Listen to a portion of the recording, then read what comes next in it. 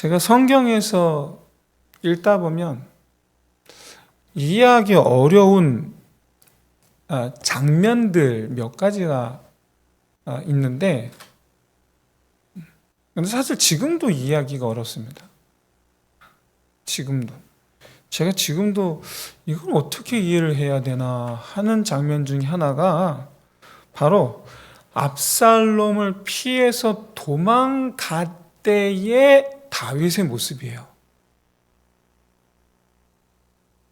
굉장히 급하게 도망갑니다. 아무것도 안 챙겨요. 그러니까 지금 보고를 받습니다. 압살롬이 지금 반역을 일으켰습니다. 보고를 받으니까 그래 가자. 그러고 가요. 황당하지 않습니까? 뭐 챙겨 들고 가는 게 없어요. 뭐 무기를 챙겨 들고 가는 것도 아니고 아무것도 안 챙기고 가요. 이해하기가 어려워요. 왜 그랬을까? 급했나? 근데 압살롬이 반역의 깃발을 들은 곳이 헤스본입니다. 멀어요. 그건 시간이 있어요. 그런데 되게 급하게 도망가요. 성경에서 이제 압살롬을 따르는 사람들이 많았다라고 이제 기록을 합니다. 그런데 다윗이 성을 나갈 때에 심지어 첩 10명을 남겨두고 나가는데, 너희가 지켜라! 그러면 첩을 10명을 남겨두고 나가는데, 이때 다윗을 따라 나가는 사람들이 또 굉장히 많습니다. 이게 미스테리예요. 그러니까 다윗의 편도 많아요. 다윗이 왕궁을 지키고 있습니다. 왕궁하면 뭐가 생각납니까? 모든 게 다 있죠. 재물 있죠. 무기 있죠. 그리고 식량 있죠. 다 있어요. 지키려고 맘만 먹으면 얼마든지. 근데 그걸 고스란히 압살롬한테 주는 거예요. 그래서 제가 미루어 짐작하기를 다윗이 압살롬한테 미안해서 왕의 자리를 주려는 건가? 이런 얘기는 성경에 없습니다. 없어요. 근데 부하들에게는 도망가는 것처럼 보이려고 허겁지겁 무서워서, 근데 속으로는 압살롬에게 이양하려고 그런 건가? 근데 하나님은 솔로몬을 정하셨거든요. 이거 다윗이 알아요. 그러니까 도무지 미스테리. 그래서 아직도 제가 이해가 안 되는 장면 중에 하나입니다. 중요한 건 이거죠. 아무런 준비 없이 몸만 빠져나왔다. 그런데 백성들이 너무 많이 따라온다. 이게 다윗의 계산 밖의 일이었다라는 거예요. 너무 많이 따라옵니다. 이것도 이해가 안 돼요. 백성들 왜 따라오는 걸까요? 도대체. 그럼 가만 보십시오. 다윗과 압살롬 누가 왕이 되든 사실 백성들 입장에서는 아무 관계가 없습니다. 왜냐, 압살롬이 남이 아니잖아요. 다른 나라가 아니잖아요. 압살롬이 왕이 돼봐야 그 아버지 그 아들이고 압살롬이 왕이 되면 그냥 왕이 됐나 보다 이러면 되는 거거든요. 어차피 집안 싸움이에요. 왕이 누가 되든 백성들은 아무 상관이 없어요. 근데 다윗을 따라가. 다윗을 따라간다는 얘기는 무슨 얘기입니까? 전쟁을 해야 한다는 얘기예요. 자기들도 다윗의 편에 서서 압살롬의 편에 섰던 사람들하고 칼을 들고 싸워야 된다는 얘기예요. 가만히 있으면 집에 편안히 누워있으면 되는 건데 굳이 다윗을 따라가서 굳이 또 싸워야 돼. 피 흘리고 사느나 죽느나를 해야 돼. 왜요? 왜 또 이해가 안 돼, 이게. 왜 사서 고생하냐, 왜? 알다가도 모를 일. 그러면 이 백성들, 이 다윗을 따라간 백성들은 다윗 없으면 죽고 못 사는, 그러니까 소위 말하는 다윗의 팬들인 건가? 심지어 다윗이 이제 정복 전쟁을 벌이는데 수많은 이방 종족들을 이제 포로 잡습니다. 이때 이방 종족의 장군들, 용맹한 군사들 많이 사로잡아요. 근데 이때 그들이 선택권을 줍니다. 그래서 그때 선택권을 부여받고 다윗의 자발적으로 부하가 된 이방 이들 가운데 장군들이 많았어요. 근데 그들이 기회를 틈타 도망가면 되는데 또 다윗을 따라가요. 또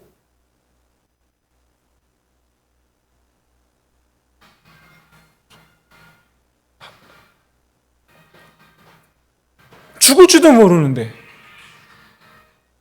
굳이 또 뿐만 아니라 대제사장을 비롯해서 제사장들 레위인들도 굳이 또 따라가겠대요. 왜 그러는 걸까?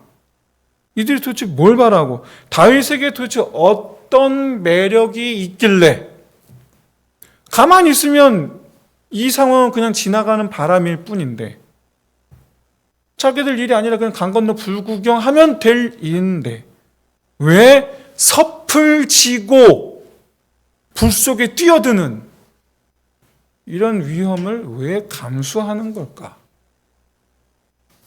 정말 그 정도로 이들이 다윗을 사랑하는 걸까? 이 부분 제가 미스터리라고 그랬지만 사실은 답이 있는 미스터리죠. 뭐냐? 이 시대의 사람들의 신앙이라는 관점에서 보면 이건 이해가 됩니다. 이 시대, 다윗 시대의 사람들의 신앙, 엄밀히 말하면 이게 바로 다윗의 위대함인데, 다윗의 위대함을 우리가 얕보면 안 돼요. 하나님께서 다윗을 가리켜서 내 마음에 합한 자라는 별명을 붙인 유일한 사람이었던 이유가 뭐냐면, 다윗이 개인적으로 하나님을 사랑했고 다윗이 개인적 차원에서 신앙이 좋았던, 뛰어났던 사람이었기 때문에 내 마음에 합한 자라고 부르신 게 아니에요. 다윗은 이스라엘 백성들로 말미암아 하나님을 섬기는 습관을 기른 왕이에요. 다윗은. 그러니까 무슨 일만 있으면 백성들 불러 모아서 하나님을 예배하고, 무슨 일만 있으면 하나님 앞에 나와서 예배를 드리고, 무슨 일만 있으면 하나님께 드리게 하고, 무슨 일만 있으면 하나님 앞에 모이게 한 사람이에요. 다윗은. 그러니까 무슨 일만 있으면 하나님 앞에 다 같이 나와서 하나님께 뜻을 물어, 기도해. 뭔 일만 있으면. 그래서 이스라엘 백성들은 언제부턴가 하나님 중심으로 생각을 합니다. 언제부턴가 하나님의 뜻을 중심으로 생각을 해요. 하나님의 뜻이 아니면 안 합니다. 이스라엘 역사상 다윗 시대가 유일해요. 이스라엘 백성들이, 그러니까 백성들 자체가 그런 모습을 보인 게 다윗 시대가 유일해요. 솔로몬 시대도 안 그랬어요.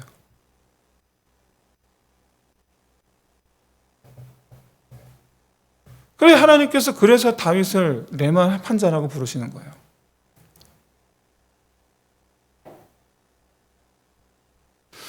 우리 자녀들을 신앙은 너희들의 선택이야 라고 미루시는 부모들이 많습니다.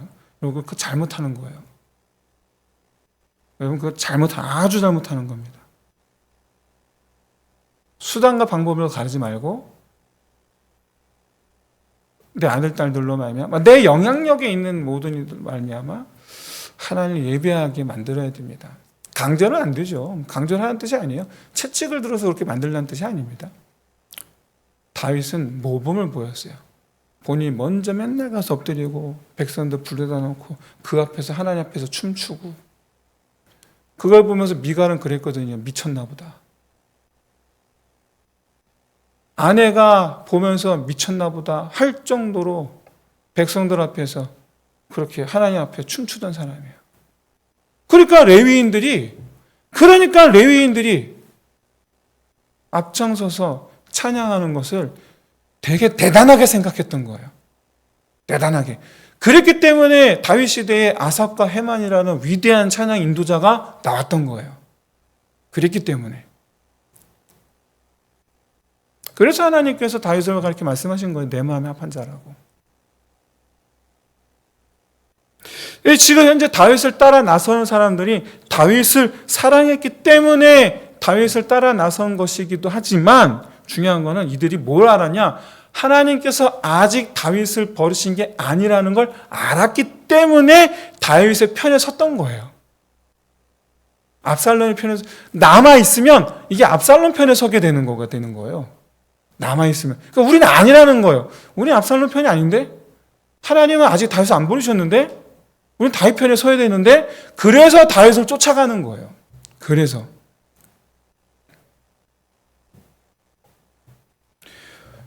모든 백성들이 분별력 있는 건 아닙니다. 분별력이 없어서 아직 하나의 뜻을 온전히 헤아리지 못해서 압살롬의 편에 서 있는 백성들도 많았습니다. 근데 그들은 압살롬이 죽으니까 흩어져 버리죠. 그냥 뿔뿔이 흩어져 버리죠. 중요한 건 이거예요. 믿음으로 다윗을 쫓아 나서는데 세상에 아무도 식량을 안 가져왔어요. 아무도. 어쩜 이럴 수가 있습니까?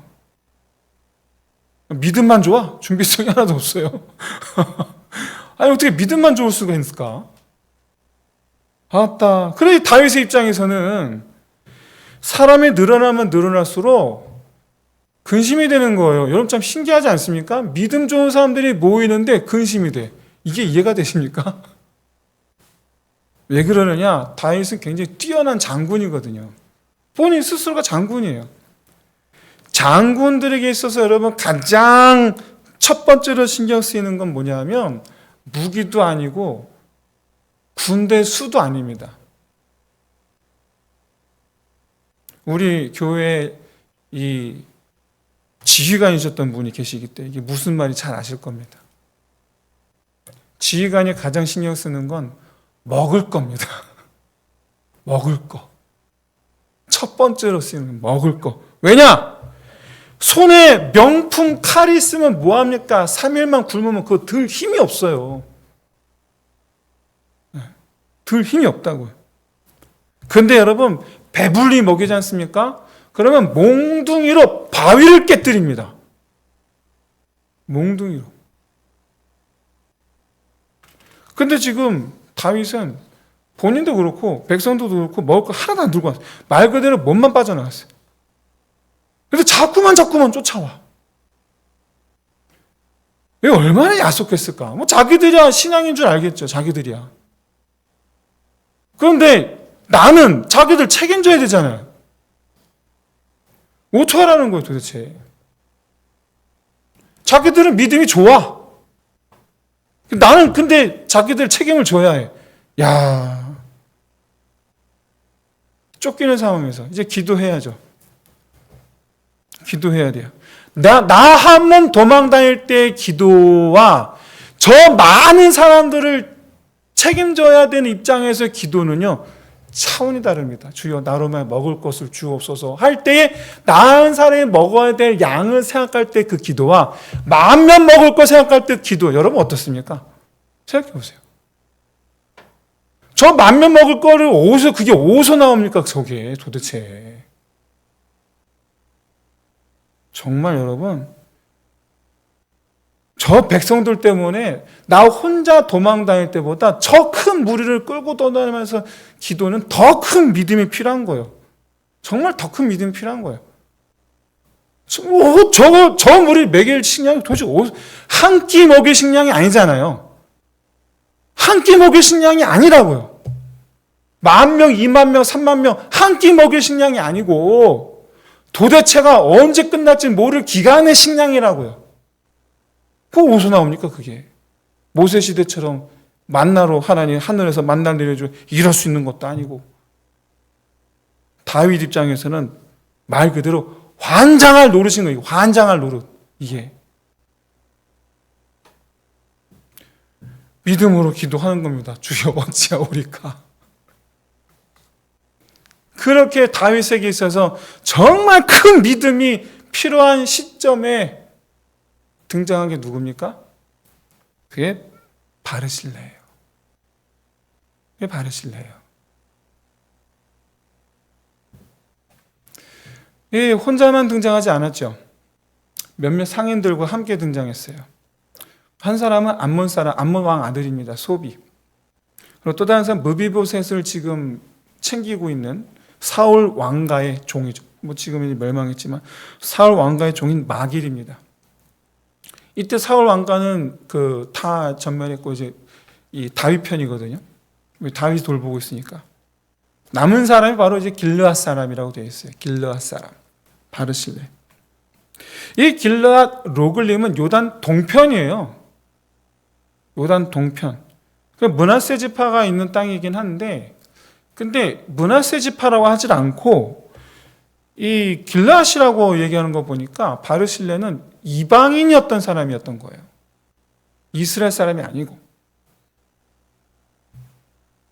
중요한 건 이 음식 어디서 구하면 좋습니까? 큰 믿음이 필요하던 바로 그때 이 기도 응답, 그 기도 응답을 이들이 들고 옵니다. 이들이 어마어마한 양의 음식을 들고 와요. 근데 한 번만인가? 아닙니다. 계속해서 매 끼를 공급합니다. 이들이 매 끼를. 그리고 이 바르실레 같은 경우는 전쟁에서 승리합니다. 승리하고 난 다음에 다윗이 예루살렘으로 돌아가는 날까지 섬깁니다. 그럼 여러분 바르실레가 과거 이 다윗의 부하였던 적이 있던가? 아니요. 처음 만났어요. 오늘. 지금 처음 만난 관계예요. 이전에 성경에 등장한 적이 없는 사람이에요. 갑자기 말 그대로 갑자기 튀어나온 사람이고, 다윗의 입장에서 바르실레는 말 그대로 정말 하나님의 손 같은 사람, 나를 도우시기 위하여 보내신 하나님의 손, 그런 사람이에요. 말 그대로. 그러니 여러분 다윗이 바르실레만 보면 얼마나 힘이 나겠어요. 야, 넌 정말로 나한테 하나님의 손 같은 사람이다. 하지만 이제 압살롬 입장에서는 이게 얼마나 분노할 일입니까? 천천히 쫓아가면 알아서 굶어 죽으리라 생각했는데 오히려 이 바르실레 때문에. 그래 이제 압살롬이 왕이 되면 바르실레는 다 잃게 될 거예요. 목숨까지 다 잃게 될 거예요. 세상 풍파 다 경험한 바르실레가 이걸 모를 리가 없죠. 알아요. 그런데도 불구하고 지금 찾아온 거예요. 왜? 이유가 뭘까? 사무엘하 17장 29절을 보면 이렇게 말씀하고 있죠. 백성이 들에서 시장하고 고나고 목마르겠다 하더이다. 이 말씀은 바르실레가 다윗 한 사람 때문에 찾아온 게 아니라는 걸 보여줘요. 다윗을 따라온 수많은 백성들을 보았고 다윗과 더불어 그 모든 백성들을 위해서 지금 준비한 거예요. 그러니까 여기에는 그 어떤 정치적인 목적도 없어요. 상업적인 투자 목적도 없어요. 그냥 다윗과 백성들이 그냥 불쌍해서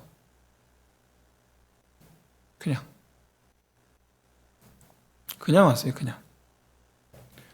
그러면 이거 그냥 단순히 인간적인 이유 때문인가? 그럼 그런 인간적인 이유 때문에 스스로 지금 위험을 자초하는가? 아니죠. 인간적인 이유가 아니죠. 그 불쌍히 여기는 여김은 인간적인 마음으로 어이구 불쌍해 저렇게 굶어서 어쩌면 좀 그게 아니죠. 신앙적 신념인 거예요. 하나님께서 우리를 긍휼히 여기시는 그 하나님의 긍휼히 여기심.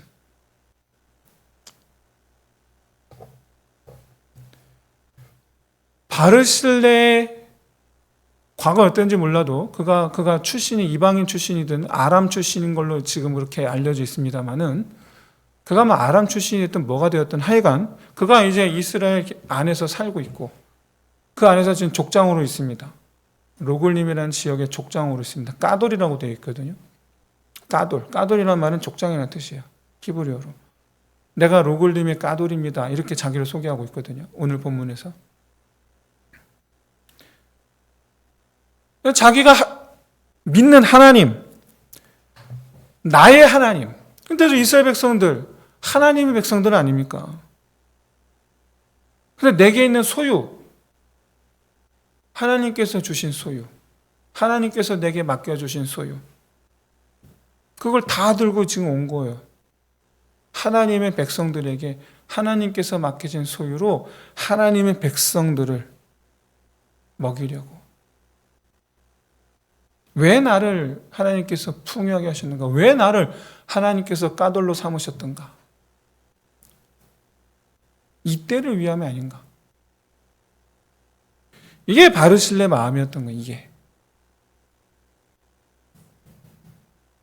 여러분, 이 시간 함께 하신 우리 모든 성도님들에게 많은 새들이 와서 깃들이고 힘을 얻게 하는 큰 나무 같은 그런 은혜가 함께 하시기를 주의 이름으로 축원드립니다. 하나님께서 여러분의 지경을 넓히시고 더 넓은 하나님의 능력 베풀게 하시는 역사가 함께 하시기를 주의 이름으로 축원드립니다. 바르실레가 다윗을 도운 것이 단지 백성들 때문이다라고 말하기 힘든 것이 그 이유가 이후로 다윗이 힘을 얻고 싸우죠. 그래서 이거 승리합니다. 결과적으로 다윗을 도운 셈이 되는 거예요. 결과적으로는 그래요. 결과적으로. 실제로 이제 바르실레가 매일같이 양식을 나름으로 말미암아 이 마하나임 성 안에는 매일같이 양식이 산더미같이 쌓이죠. 소위 말하는 굴량미죠. 굴량미. 그런데 보세요. 마하나임에서 이 바르실레가 사는 로글림까지 지도상 거리가 50km입니다. 50km. 제가 지도를 준비를 못했는데 50km예요. 그게 무슨 얘기냐면 왔다 갔다 왕복 100km라는 얘기예요. 100km. 그러니까 매일 100km를 오가면서 양식을 공급했다는 얘기인데 이때 사무엘하 19장 32절에 보시면 왕이 마하나임 있을 때에 마하나임에 머물 때 그가 왕을 공궤하였더라라고 되어 있는데 이 공궤하다라는 히브리어 단어가 어미새가 새끼새 먹여줄 때 모습이에요. 이 단어가 어미새가 새끼새 먹여줄 때 이렇게 왔다 갔다 하면서 이렇게 먹여주고 하는 그 모습이 저 묘사한 것이 저 공귀하다라는 히브리어 단어 뜻이에요. 그러니까 자기 나이가 80세인데 다윗한테는 내가 80이 돼서 죽을 날이 얼마 남았고 나는 맛도 볼 줄 모르고 나는 음악도 들을 줄 모르고 언제 죽을지 모르는 노인입니다. 근데 정작 자기는 매일같이 왕복 100km 왔다 갔다 했거든요. 그것도 날아다니는 어미새처럼 분주하게 왕복 100km를 매일같이. 이게 얼마나 이 바르실레가 다윗과 그 백성들을 먹여 살리는데 최선을 다했는지를 보여주는 거예요. 이 바르실레의 열심을 과연 다윗이 어떻게 받아들였을까? 어떻게 여겼을까? 이거를 다윗이 시편에 남겼습니다. 바르실레의 도움을 시편 3편에 남겼습니다. 한번 시편 3편을 보실까요? 시편 3편의 제목이 뭐냐? 제목이 이거예요. 다윗이 그의 아들 압살롬을 피할 때에 지은 시. 이게 이제 시편 3편의 제목인데 이때 주목해 봐야 되지 시편 3편의 5절과 6절에 있는 말씀인데요. 다윗 5절 말씀 한번 같이 한번 읽어볼까요? 시작. 내가 누워 자고 깨었으니 여호와께서 나를 붙드심이로다. 다윗이 마하나임에 도착했습니다. 도착한 너무 힘들었죠. 먹을 것도 제대로 못 먹고 잠도 제대로 못 자고 그 피신해 왔는데 이때 수많은 사람들이 따라옵니다. 목숨 걸고 자기를 따라왔으니 외면할 수도 없고 더 잘 챙겨줘야죠. 잘 따라오고 있는지 왔다 갔다 하면서 백성들 잘 챙겼습니다. 하지만 굶주리면서 밥도 못 먹고 오히려 백성들보다 더 왔다 갔다 하면서 백성을 돌보아야 했겠죠. 그러니 얼마나 지쳤겠습니까? 그러다가 이제 마하나임 성에 도착했단 말이에요. 그래 오자마자 지쳐 쓰러졌죠. 잠들었겠죠. 긴장감이 풀리면서 쓰러져서 잠들었는데 자 보세요. 눈을 떴단 말입니다. 눈을 떠서 딱 봤더니만 성 안에 세상에 음식이 쌓여 있는 거예요. 산더미 같은 음식이 쌓여 있는 거예요. 바르실레와 말씀했던 몇몇 사람들이 음식을 쌓아두고 기다리고 있는 거예요. 그게 5절 말씀이에요. 내가 누워 자고 깨어났더니 하나님께서 나를 붙들고 계심을 내가 알았노라. 뭘 보고 알았다고요? 그 음식을 보고 나를 버리지 않으셨구나. 나를 버리지 않으셨구나. 그러니까 바르실레가 나를 붙들고 계시는 하나님의 손이었던 거예요. 바르실레가. 그래서 제가 괜히 바르실레를 계속해서 하나님의 손이라고 표현하는 게 아닙니다. 여기 그렇게 말씀하고 있거든요. 나를 붙드심이로다. 이런 얼마나 큰 감동이었을까. 하나님 나를 안 버리셨구나. 지금 나는 하나님의 손 아래에 있었구나. 그러면서 계속해서 뭐라고 노래합니까? 6절이죠. 이렇게 얘기해요. 천만이 나를 에워싸 진칠지라도 나는 이제 두려워하지 아니하리로다. 실제 여러분 사무엘하 17장 29절에서 음식을 다 베푸고 난 다음에 그가 곧바로 한 일이 뭡니까? 29절 그 다음 곧바로 18장 1절인데 곧바로 뭐합니까? 싸울 준비를 합니다. 백부장 천부장을 모아요. 곧바로 싸울 준비를 해요. 나 두려워하지 아니하리로다. 힘을 얻은 거죠. 용기를 얻은 거죠.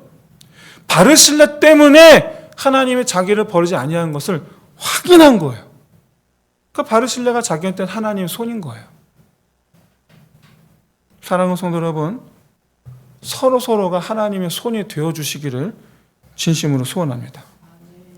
여러분들로 인해서 목사님이, 찬양팀장이, 전도팀장이, 세가족 부장이, 주일학교 부장이 이렇게 노래하는 거예요. 내가 누워자고 깨었더니 여호와께서 나를 붙드심이로다. 천만이 나를 에워싸 진친다 해도 나는 두려워하지 아니로다. 이런 노래를 부르는 거예요. 나 때문에 목사 이런 노래를 부르는 거예요. 나 때문에 찬양팀장, 나 때문에 세가족 부장이, 나 때문에 주일학교 부장이 이런 노래를 부르는 거예요. 반대로 성도들 가운데 누군가를 위해서 내가 이런 노래를 부르는 겁니다. 여호와께서 나를 붙드심이로다. 내가 두려워하지 아니로다. 찬송하게 되시기를 주의 이름으로 축원드립니다.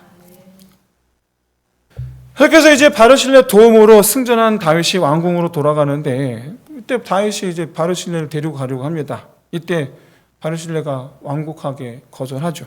안 따라간다는 거예요. 근데 그 이유가 다윗에게 누가 될까봐. 근데 이때 이 바르실레 이 말이요.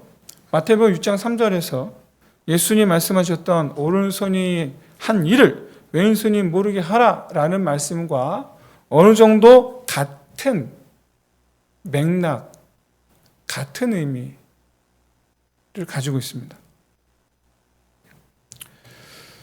무슨 뜻인가? 여러분, 예수님께서 우리 구제할 때에 오른손이 왼손이 한 일을 모르게 하라 하신 이유는 뭐 때문이냐면 6장 4절에 의하면은 은밀한 중에 보시는 하나님께서 갚으실 것이기 때문에 라고 되어 있어요. 그러니까 이 마태복음 6장 3절 4절 말씀 어떻게 우리가 이렇게 의미가 와닿냐면 이렇게 되어 있어요. 우리가 누군가의 구제를 하면 자, 구제한 만큼 내가 비었잖아요. 내가 비었어요. 그럼 비어진 것은 누가 갚아주신다? 하나님 갚아주신다. 우리 다 그렇게 이해하고 있죠. 아닙니다. 잘못 알고 계신 거예요. 그런 의미가 아니에요. 비어진 것을 하나님께서 채워주실 거야. 그런 뜻이 아니고, 마태복음 6장 3절 4절의 말씀의 핵심이 이거예요. 하나님께서 하신 것을 내가 가로채지 말라는 뜻이에요. 그러니까 내 공로로 삼지 말라는 뜻이에요. 내 공로로 삼지 말라. 핵심이, 자, 하나님께서 채워주시긴 할 겁니다. 근데 핵심이 뭐냐면 모르게 하라는 거잖아요. 모르게 하라는 거예요. 오른손이 아니라 왼손이 모르게 하라는 거예요. 왜? 너가 남을 구제함으로 하면 네가 비워진 거 하나님께서 채워주실 거야. 단 모르게 해. 그거잖아요. 모르게 해. 이게 핵심인 거거든요. 하나님 채워주신다가 핵심이 아니고 모르게 하라는 거예요. 하나님이 하신 거라고 하나님이 하시게 된 게 돼야 된다라는 거예요. 바르시도 마찬가지입니다. 내가 하게 된 게 아니어야 된다라는 거예요. 내가 그걸 받아버리면 그럼 내가 하게 된 게 되잖아요. 하나님 하시게 된 게 돼야 되는데. 그래서 거절하는 거예요. 그래서. 전 제가 한 게 아니고 하나님께서 하신 겁니다. 내가 받은 거면 안 되는 거죠. 끝까지 하나님께서 하신 것을 남겨두기 위해서 거절하는 거예요. 나의 섬김이, 나의 지금까지 베풀고 내가 섬긴 모든 것이 나의 것이 아니라 하나님의 것이다. 우리 교회 저 여러분 모두 우리의 섬김이 다 이와 같이 되시기를 진심으로 소원합니다.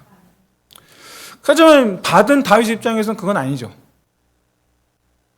바르실레만 도왔던 건 아니었어요. 아까 말씀보았듯이 바르시 말고도 소비 그리고 마길도 있었습니다. 그런데 이들은 중간에 떠났던 것 같아요. 끝까지 남아서 도왔던 건 바르실레밖에 없었던 것 같습니다. 그랬기 때문에 이제 바르실레에게만 왕궁에 가자 했던 거죠. 근데 이제 바르실레는 대신에 아들 김함을 보냅니다. 김함을. 근데 이때 김함을 보내면서 뭐라고 얘기하느냐? 대가를 바라는 게 아니라 김함이 가서 오히려 다윗을 돕기를 바랬던 것 같아요. 시키십시오. 그리고 이제 자기는 바르실레 본인은 다윗 가문과 이대로 그냥 끝나는 줄 알았던 것 같아요. 실제로 바르실레는 이대로 퇴장합니다. 더 이상 등장하지 않아요. 그런데 다윗의 입장은 그게 아니었어요. 뭐라느냐? 다윗이 임종하는 날 솔로몬에게 유언 3개를 남깁니다. 이 중에 하나가 뭐냐? 3개를 남기는데 그 중에 하나가 바르실레 아들들에게 아들들이에요. 기만 하나가 아니었던 거예요. 아들들로 말미암아 왕의 상에서 먹는 자가 되게 하라. 여기 말하는 아들들은 바르실레의 아들들뿐만 아니라 그 아들 자손들을 뜻합니다. 이 아들들이라는 뜻이 자손들을 말하는 거예요. 그러니까 유다 가문도 아니고 이스라엘 지파도 아니고 이방인인데, 이스라엘 중에 살고 있는 이방인인데 그 자손들로 하여금 계속해서 왕의 상에서 먹는 자가 되게 하라. 왕의 상에서 먹으라는 얘기는 뭡니까? 왕의 가문이 되게 하라는 거예요. 이게 유다 가문에 속한 자로 계속해서 살게 하라는 뜻이에요. 그러니까 성경에 나타나진 않는데 김함도 계속해서 지금 왕궁에 있었던 거예요. 근데 이후로 성경에 등장은 하지 않습니다. 바르실레와 바르실레 가문이 등장하진 않아요.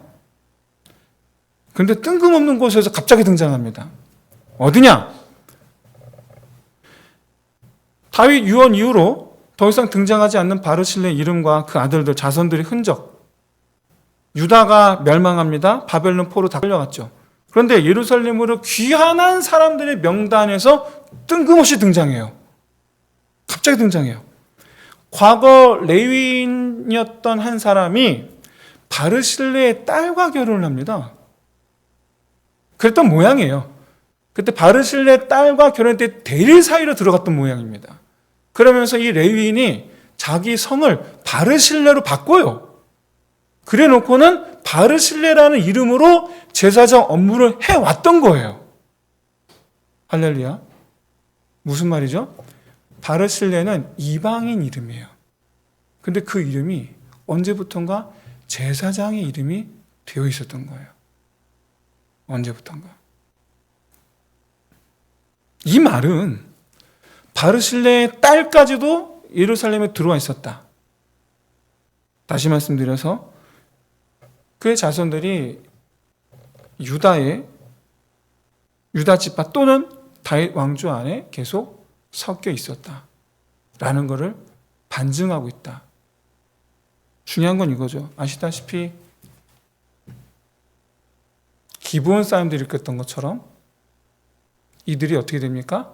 예수님 시대에는 모두가 다 유대인이 되죠. 그냥 유대인이 돼요. 그냥 유대인.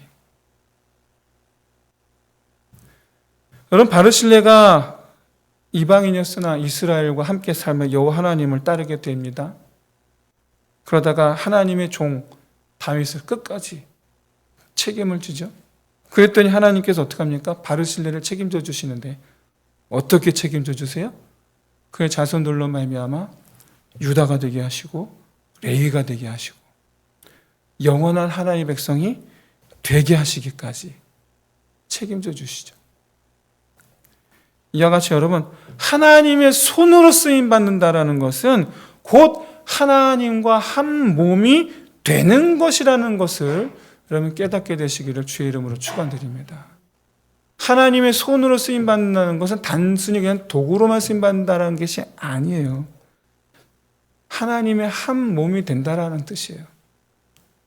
이제 말씀 마치겠습니다. 다윗은요, 바르실레의 섬김을 통해서 하나님의 손을 깨닫고 말미암아 힘을 얻어 본인의 믿음까지 충만해지고 더 하나님을 향하여 마음을 강하게 하고 담대하게 하게 됩니다. 그런데 이게 다윗만의 이야기가 아니고 사실 저의 이야기이기도 하고 우리 교회 이야기이기도 합니다. 지난 시간 수많은 교회들과 외부의 성도들이 우리 교회를 향하여서 바르실레처럼 많은 후원과 기도로 하나님의 손이 되어서 도와주었죠. 그렇게 해서 여기까지 왔죠.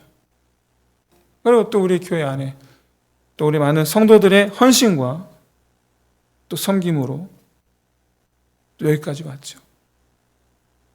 하나님께서 그런 분들을 영원히 책임져 주실 줄로 믿습니다. 바라기는 하나님의 교회를 책임짐으로 나와 내 집을 대대로 책임져 주시는 이 은혜, 바르실레 은혜. 바르실레 은혜가 이거예요. 하나님의 종을 책임져 주니까 하나님께서 그의 집을 대대로 책임져 주시더라. 이 은혜가 저와 여러분에게 함께 하시기를 주의 이름으로 축원드립니다. 서로가 서로에게 바르실레가 되어 주시기를 주의 이름으로 축원드립니다. 이 시간 우리 함께 기도합시다. 우리 내가 목사님과 성도들과 다른 누군가에게 즐거이 바르실레가 되어줄 수 있기를 위해서 기도합시다. 그리고 이를 위해서 쉬지 않고 공급할 수 있는 하나님의 손이 될 수 있기를. 참고로 여러분, 바르실레는 스스로 말합니다. 내가 거부였나이다, 까돌이었나이다. 하나님께서 나로 말미암아 그렇게 바르실레처럼 쉬지 않고 공급할 수 있는 자가 되게 하시기를. 그렇게 해서 정말 참으로 넉넉하게 이 바르실레와 같은 그런 삶을 살아갈 수 있는 우리가 될 수 있기를 위해서 또한 기도할 수 있길 바랍니다. 우리 함께 오늘 말씀 붙잡고 함께 기도하겠습니다. 할렐루야. 사랑이 많으신 우리 하나님 아버지, 이 때를 위함이 아닌가, 이 때를 위함이 아닌가 하여 아버지 모든 것을 다 들고 와 하나님 아버지 다윗과 아버지 하나님 백성들을 돌보았던, 책임져 줬던 아버지 바르실레, 하나님은 그런 바르실레를 대대로 끝까지 책임져